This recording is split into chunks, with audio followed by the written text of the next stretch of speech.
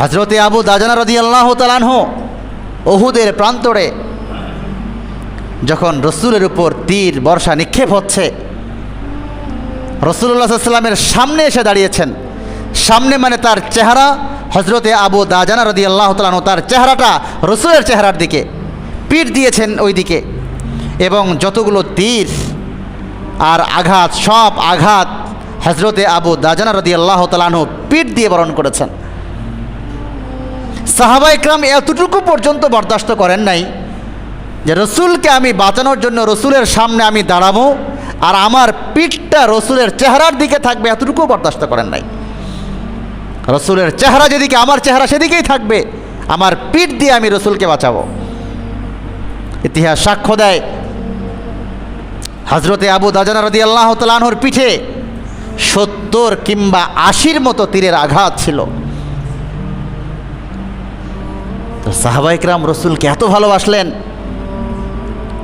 উহুদের প্রান্তরে যখন সাহাবায়ে কেরামের সাময়িক বিপর্যয় ঘটল, মিস্টার ইবলিস খবর প্রচার করে দিল মুহাম্মাদুর রাসূলুল্লাহ ইন্তেকাল করেছে। সবার মধ্যে তো কান্নার রোল পড়ে গেছে। আনসারী একজন মহিলা বাড়ি থেকে বের হয়ে দৌড়ছেন সামনের দিকে, আর যাকেই রাস্তায় দেখেছেন জিজ্ঞাসা করেছেন রাসূলুল্লাহ সাল্লাল্লাহু আলাইহি সাল্লামের কি অবস্থা। মহিলা জিজ্ঞাসা করে রসুলের কি অবস্থা। প্রতি উত্তরে কোনো সাহাবা বলেছেন, যুদ্ধে তোমার বাবা এসেছিল, তোমার বাবা শহীদ হয়ে গেছে। মহিলা আবার সামনে দৌড়াইছে আর জিজ্ঞাসা করেছে রসুলের কি অবস্থা। তাকে বলা হয়েছে, তোমার স্বামী জিহাদের ময়দানে এসেছিল, তোমার স্বামী শহীদ হয়ে গেছে। মহিলা আরও সামনে গেছে, জিজ্ঞাসা করেছে রসুলের কি অবস্থা। তাকে বলা হয়েছে, তোমার ভাই জিহাদের ময়দানে এসেছিল, তোমার ভাই শহীদ হয়ে গেছে। 70 জন সাহাবা শহীদ হয়েছেন উহুদের ময়দানে। আরও সামনে বেড়েছে, জিজ্ঞাসা করেছে রসুলের কি অবস্থা। তাকে বলা হয়েছে রাসূলুল্লাহ সাল্লাল্লাহু আলাইহি সাল্লাম সহি সালামতে আছেন।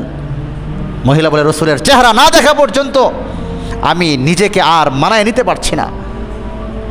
রসুলের চেহারা দেখেছেন আর বলেছেন, ইয়া রসুল আল্লাহ, পৃথিবীর সমস্ত কষ্ট নিমিষেই আমার নিঃশেষ হয়ে গেছে।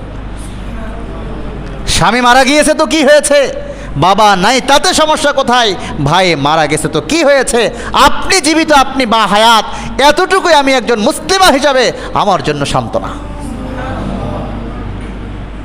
সাহাবায়ে কেরামের মধ্যে এত বেশি ভালোবাসা ছিল রাসূলুল্লাহ সাল্লাল্লাহু আলাইহি ওয়াসাল্লামের ব্যাপারে।